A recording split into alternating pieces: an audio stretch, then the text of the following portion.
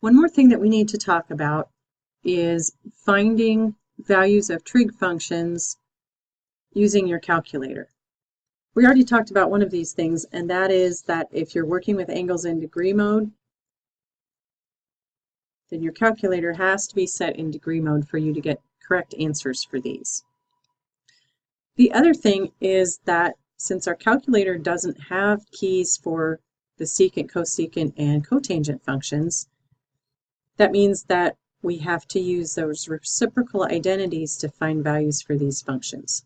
So remember, the reciprocal for cosecant is cosine, the reciprocal for cosecant is sine, and the reciprocal for cotangent is tangent. So those are the three functions we do have on our calculators. So basically what we're doing is we're going to use the reciprocal identities to find these. But another way you can think about it when you actually look at your calculator is that what we can do is use the reciprocal key, which is the x to the negative 1 key.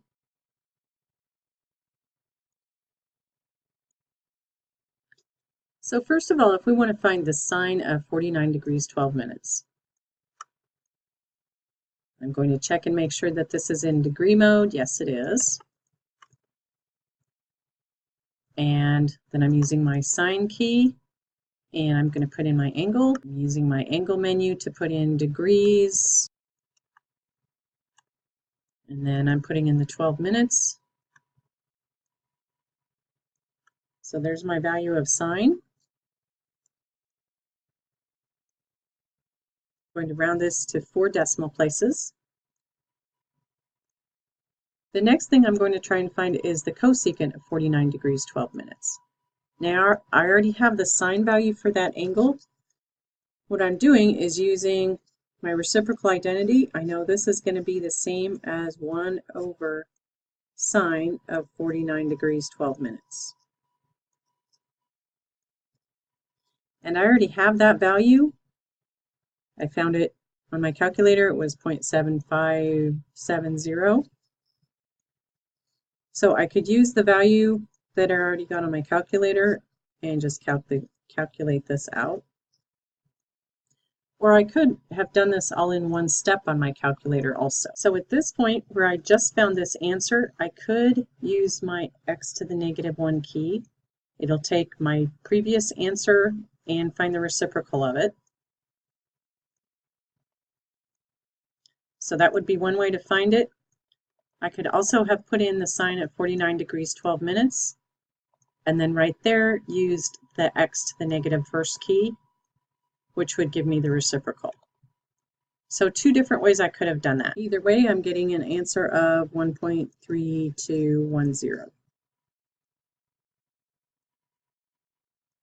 Next question is to find the secant of negative 97.77 degrees. So for this one, since I haven't already found a value for cosine, I'm going to go right away and use the calculator to do this as easily as possible. I know the reciprocal of secant is cosine, so what I want to do is find the cosine of negative 97.77 degrees. I want the reciprocal of that, so I would have that with the -1. I'm going to do that all in one step on the calculator.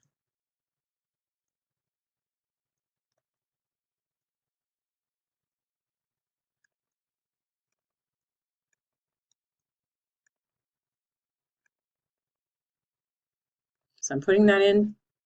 I have to remember to close the parentheses before I use the x to the negative 1 key. So what that's going to do is basically it's going to find 1 over cosine of negative 97.77 degrees. So really what I just did, it's the same as finding 1 over cosine of negative 97.77 degrees. And this value turns out to be negative 7.3966. When you're doing problems like this is why we talked about the range for these functions. Remember that the range for cosecant and secant, they had to be less than or equal to -1 or greater than or equal to +1. So both of the two values that we just got were in those correct ranges. Finally, if we want to find the tangent of 246 degrees, this is kind of an easy one because all we have to do is use the tangent key. We don't need to use any reciprocal functions because we already have the function that we need on the calculator. And for this one, if we have our calculator in degree mode, we don't even have to put in degrees. We can just put the negative 246. And the range for tangent is everything. It's all real numbers, so this doesn't really give us a clue whether we got the correct answer or not. We just have to trust that we put it into the calculator correctly.